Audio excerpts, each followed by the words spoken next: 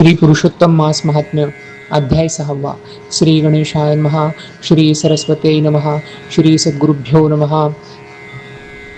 आता सद्गुरूंना नमस्कार करून पुढील कथेला सुरुवात होते. अधिक मासाचे महत्त्व अत्यंत मोठे आहे. हा महिना अत्यंत पवित्र आहे. या महिन्यात केलेल्या दानाची तपाची प्राप्ती, त्याची फलप्राप्ती ही अधिक पटीने मिळते. भगवान अत्यंत दयाळू आहेत. ते दिनांचे रक्षण करतात आणि पापांचा नाश करतात.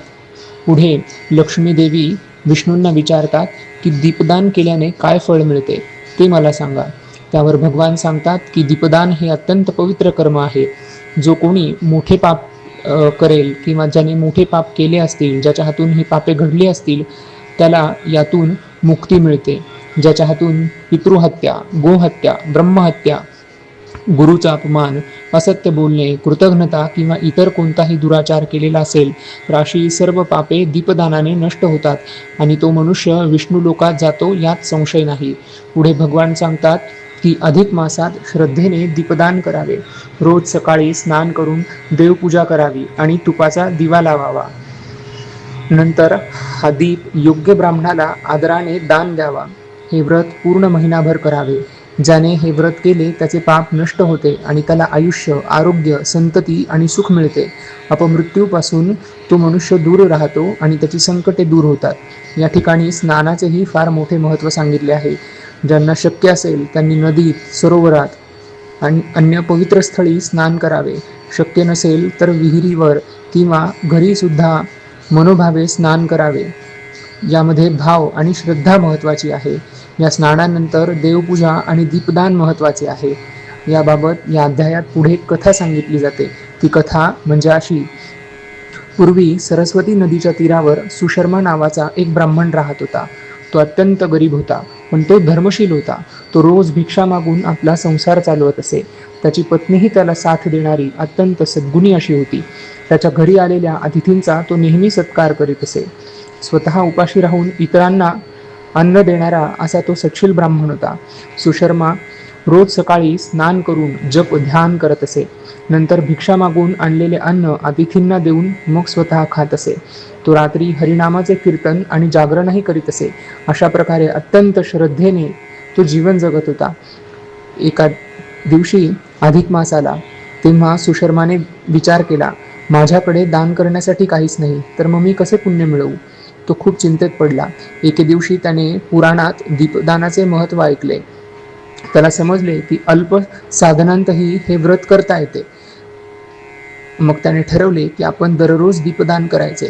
तो भक्तिभावाने रोज दीप लावून ब्राह्मणाला दान देऊ लागला. एकदा एकादशीच्या दिवशी त्याने जागरण केले आणि देवासमोर दिवा लावला. सकाळी उठून स्नान करून तो दीप दान करण्याचा त्याचा निश्चय होता. त्या रात्री एक विचित्र घटना घडली.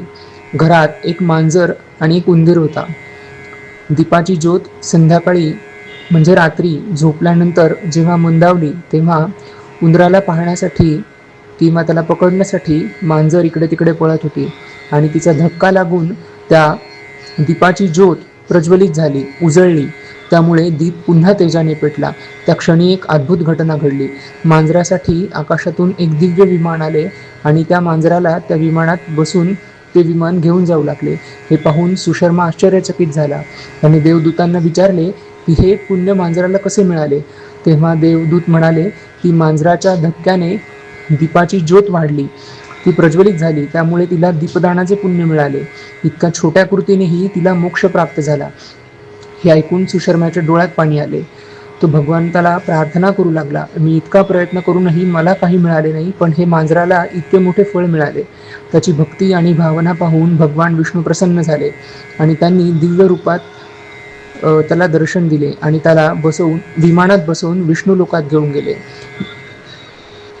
केलेले पुण्य कधीही वाया जात नाही. अगदी लहान कृती देखील मोठे फळ मिळवून देऊ शकते. जर ती कृती श्रद्धेने केली असेल तर त्याचे फळ हे निश्चित मिळते. तसेच ज्यांच्याकडे संपत्ती असूनही जे दान करीत नाहीत ते पापी ठरतात. म्हणूनच मनुष्याने या दुर्लभ अशा मानवी जीवनात धर्म आणि दान करावा, भक्ती करावी. त्यासाठी हा अधिक मास अत्यंत योग्य असा काळ आहे. या काळात श्रद्धेने दीपदान केले पाहिजे. जप, पूजा, सत्कर्म केल्याने मनुष्याला मोक्ष प्राप्त होतो.